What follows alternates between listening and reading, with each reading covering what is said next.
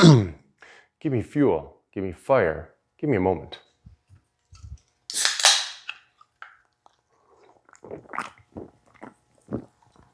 Ah, that's better. Supper time. All right, guys, so we're gonna be working on a way to fill up this fuel tank. And we put it out there to you guys, and there was great suggestions. One was to fill it from the taillight area. Unfortunately, that taillight is almost at the same level as the fuel tank. So that's not gonna work, it's just gonna kind of go out the back. Now, another suggestion was to take this quarter panel and pivot it up out of the way so that we don't have to cut into this beautiful surface. That was the key. I didn't want to cut into this. It's kind of a shame. So I found an actuator that might just do the trick. If we position it right in there, we might have enough throw on that actuator to pick up this panel. The only problem is this little motor is 24 volts. The car runs on 12. Can't use it. And that brings us to this good old fuel door. That's the open position. That's closed. It's spring loaded. When you release the popper, it'll open. Done. So we'll have to make this work. Welcome to iNVision Prototypes. I'm Nick. The curvature of this fuel door almost matches exactly the same curvature of the rear fender in this area. I don't know how that happened, but happened to find a door that worked. This one's kind of got the oval shape going for it, and it should look just fine back here. As you can see, I've already marked out the location of the neck, and I've taken and disconnected the filler neck so that we don't hit it with the drill as we're drilling through. I don't want to damage the seal where the cap goes. So we've moved that down out of the way. I'm taking a hole saw that's roughly the diameter of this hole here. We have to go larger, but I'm going to punch a hole right through there. Now, the first cut is always the worst. After that, you just keep cutting. This housing will be taken and mounted from the back side. This hole here, that's where the hinge goes, and that's not going to be seen. That's going to be behind the sheet metal.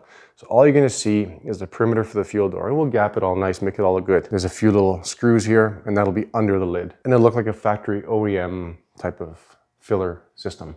Just feeling it one last time before we start cutting into it. I hope this works.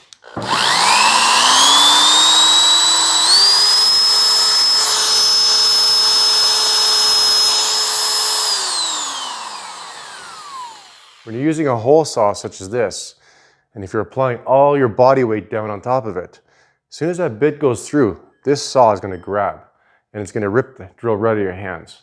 So you have to kind of ease into it, and then allow the drill bit to kind of go through slowly, and make slow contact with these teeth here. A lot of friction there.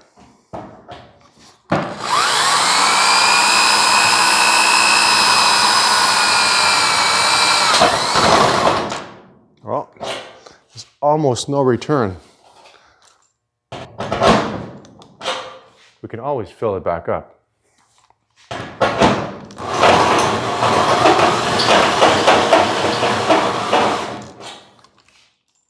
Just going to tighten this up a little more. Just letting the teeth cut the metal.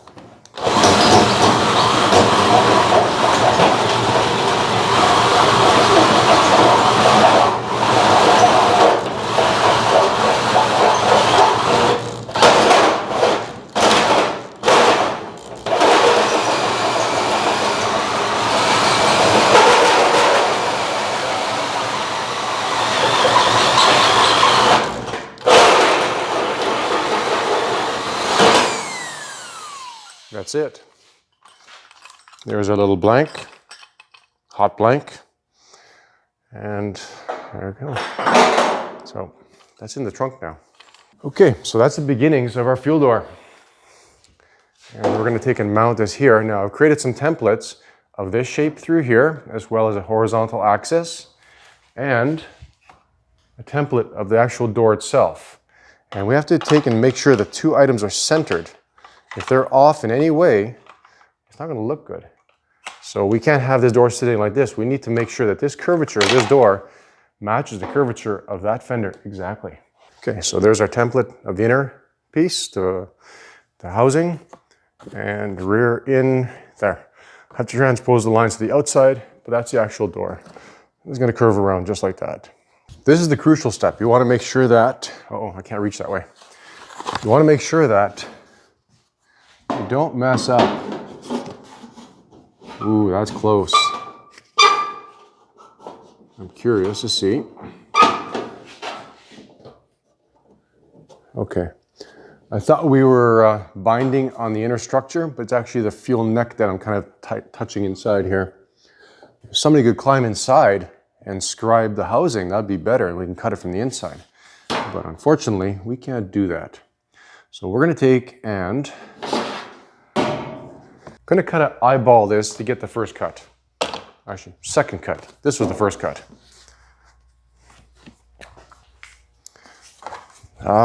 Okay. Stroke of genius. Now, why didn't I think of that? Thanks, guys. Try and get as accurate as possible. We're going to mount the template within the housing. Just like that. And we're going to come in from the back using a scratch awl. There's a very sharp point on it. I'm going to take, oops, come on. Why won't you stay? There we go. And we're going to puncture a hole through the center. Going to eyeball it. We'll get closer in a minute. Easy, easy. Okay, we're through. Through the cardboard. Be about there. I don't know the angle just yet. I'm just looking at the circle here. And that looks pretty close to the hole inside. I've actually cut within the blue line, so it's actually smaller than we need, which is fine. So I'm going to take and locate this over top here. Axis line runs about there. Now we're going to make this perimeter first, here. And we're going to step in a little bit and make it smaller first. Now I've got a special pair of aviation snips, I should be wearing gloves, that allows you to cut within a circular area. I take several bites at it. I know it's not a perfect circle, but I want to creep up to it.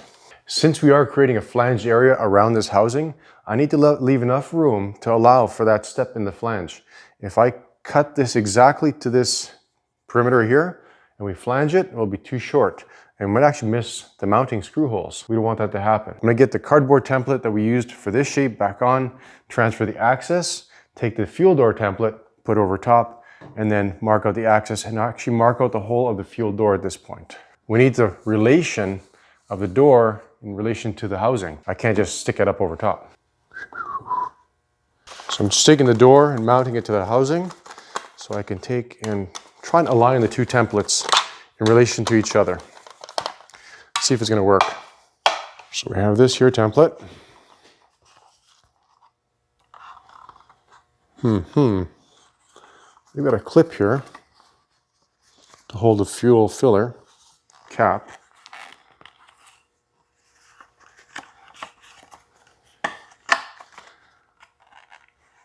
There, bring that down.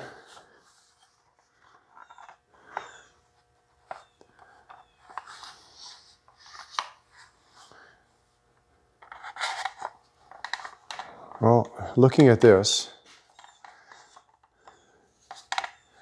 so the housing is just within the edge of the door, which is fine. I just need to find a way to transfer one to the other. Well, I guess that's pretty easy to do. We locate this template back in here, measure the distance from this lip to the edge of the housing, and just add it to what we have there. And then that will be the location, top and bottom location of the fuel door. And I can do the same thing out here, because that's just there. So I can just add that much material to the edge of this template. And then we'll have location of where the fuel door is going to sit. Okay, we're going to need 3 arms to do this. So let's get some masking tape. I think it'd look kind of funny if somebody had 3 arms.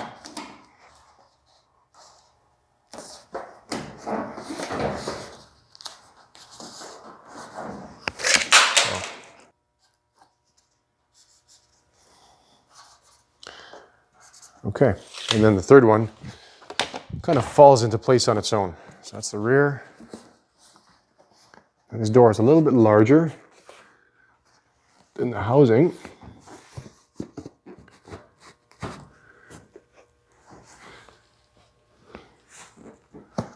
Oh, that swings up like that. Ah, that's close. Okay, that's about it. Now, take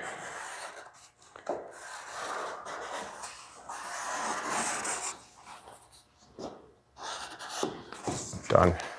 Wow, it's getting bigger and bigger. The blue line is really where the flange edge has to start, where the quarter panel rolls down and into the flange to pick up the housing. So I've double, triple, and quadruple checked everything. I'll probably still get it wrong, but we'll see what happens when we cut out on the inside of the blue line for the housing. That should give us enough material that when we create the step for the final feature, that we won't come short and miss these mounting screws here. Worst case scenario, we'll have to create a video. I'll show you guys how to install a patch panel. Now you might be wondering how I'm going to be creating that step flange. We have a tool for that. I created a long time ago for a similar situation.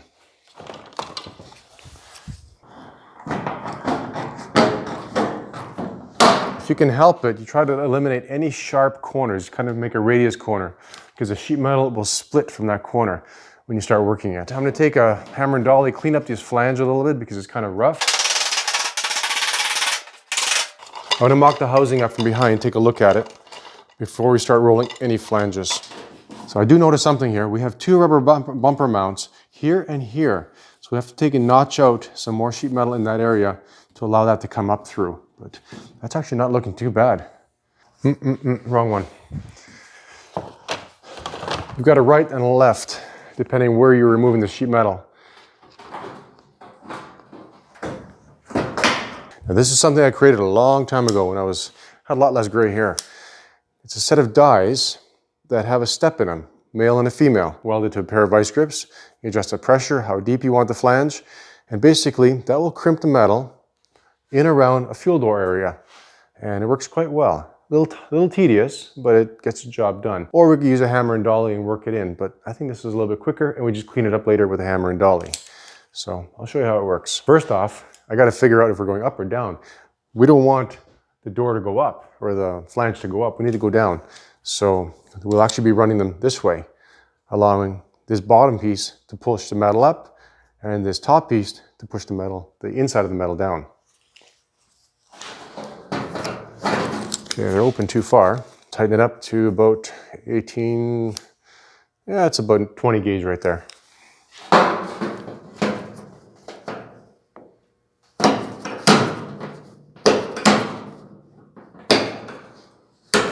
We have to keep the steps close together, and we're going to keep creating these steps all the way around until we come back to this beginning point.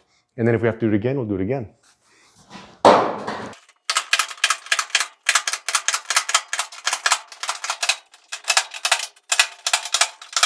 It's basically a manual pull max. There we go.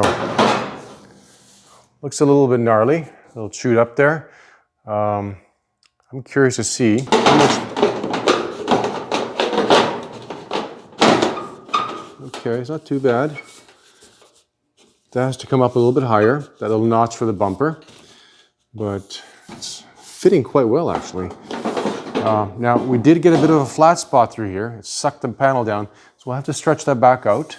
That's not looking too bad. We'll probably run around a couple more times with the tool and clean this up, because first step, like I always mention with the tipping wheel, it's always the toughest. Second time, third time, things get smoother. Tighten the jaws up too a little bit.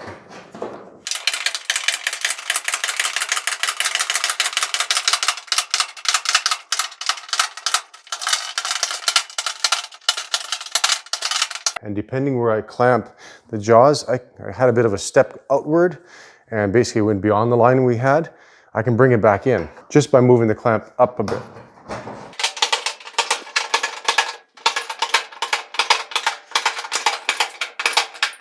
Let's try the door. I am extremely curious.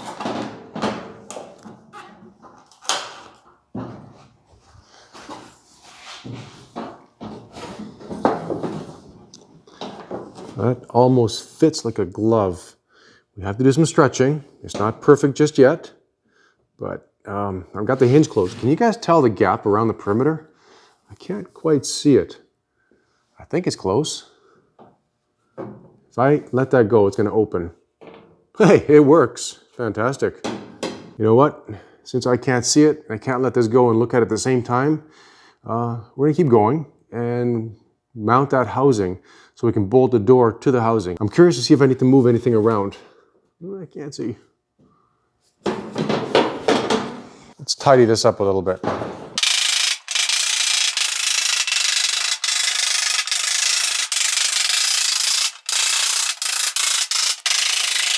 Stretching this flange out, this area through here is actually pulling the metal, the outside perimeter, downward.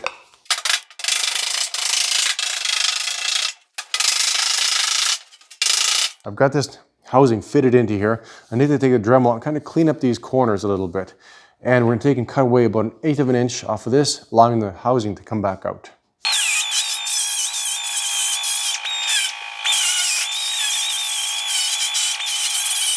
I'm going to take and dress up this hole a little bit, take care of any Sharpies.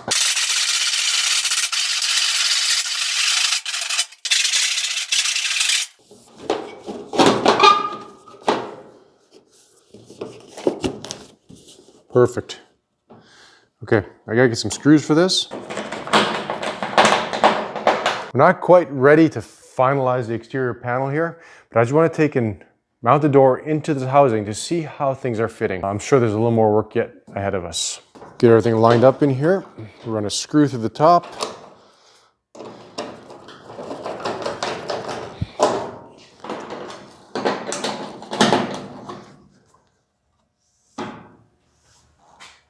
Not too bad. This top is coming in almost flush. This bottom is flush. We're a bit flat through here on the quarter panel. So that's going to have to be taken and stretched up, and the same thing happened here. So it's just about there. Cool, eh? I'm going to stand back and take a look at it. Maybe you're going the wrong direction. Maybe it's too big. Yeah, we have good curvature here, but then it flattened out. So what we're going to do, we're going to take and plenish this area on each side, bring that up. That's good there.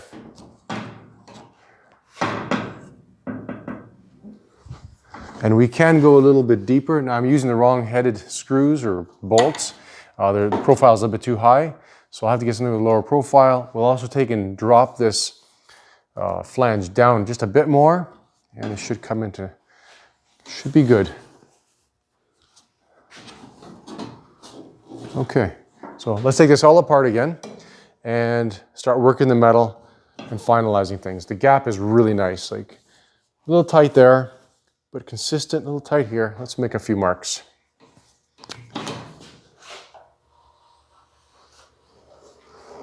Just something to work to. Sometimes we use die comb, sometimes a Sharpie. Let's put a piece of tape on that. Stand back, take a look at it.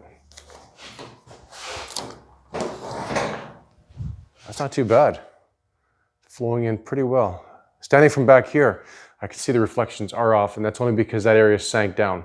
So what we'll have to do is just bring that up by plenishing it. What I'm going to work on now is taking clean up all these little bite marks from the clamping tool. At the same time, while I'm working those, I'm going to take and smooth out the edges to match up with that blue line we created around the fuel door, kind of finalize it.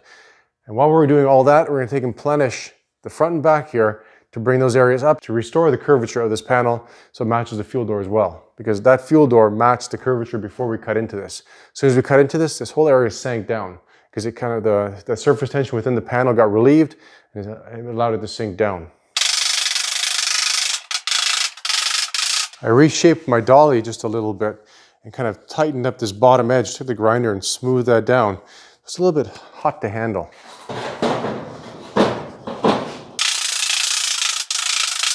Let's fit this fuel door without mounting that housing and see how it looks. Well, that's looking trick right there. Look at that. Seamless right there. We need to take and bring up this corner a little bit. Actually, you know what it is? It is the hinge bracket that's creating the tension. There we go. I just settled down. So, okay. We need to bring up the front a little bit more and the back, but it's about half of what it was. The top through here is coming in perfectly, and the bottom as well. Come on. Yeah, look at that. That'll give you. There we go. That's perfect.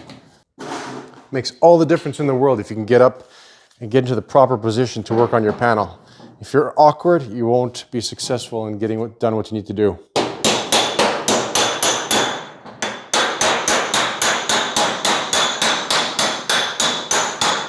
I'm not hitting anything over here. I'm just stretching this area around the flange.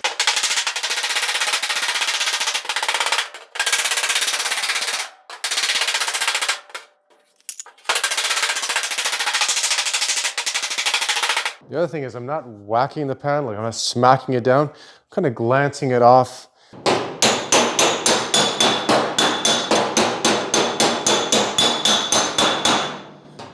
Now, I don't want to go too far.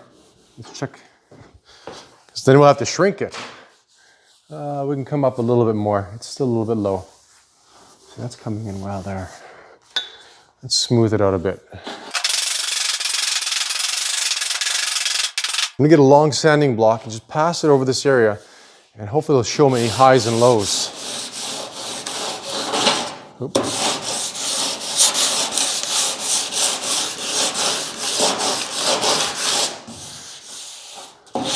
Just some 120 grit loaded in the long board, passing it over, and there's a bit of a low spot here, it can be brought up. I've shown you this before. If you go back to the roof plenishing video, I talk about how to plenish out a panel after, well, to get the proper finish. And then we also talked about plenishing and metal finishing after welding on the quarter panel. So we've talked about that in that video as well.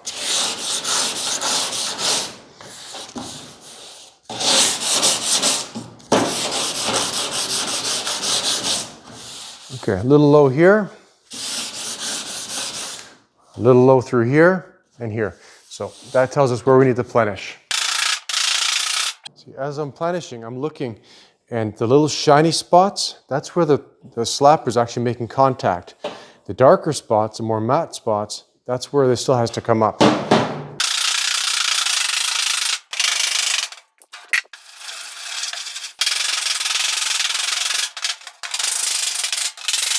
So after plenishing, you can see these shiny marks here, there, up and through here. Those are where the slapper made contact with the dolly underneath. These darker spots, let's see here, it's very hard to catch it. So you got these shiny spots, there's a darker spot right here. That's still low, so that has to be brought up. That's a high spot there, that's where it made contact. So that's what I'm doing, just going around and capturing all those little spots. You see this shiny patch here? That's where the slapper made contact. Fit this in for the 25th time. Every time we fit it, it gets closer and closer. And I'd say that's it right there. So I'm just kind of holding that spring-loaded hinge in the closed position. So I'm kind of pushing out right now, but right there is where it needs to be. And that's it. So I'm gonna take the DA, kind of clean up this area here, and we'll take and mount the fuel door back in and see how it fits for the final time.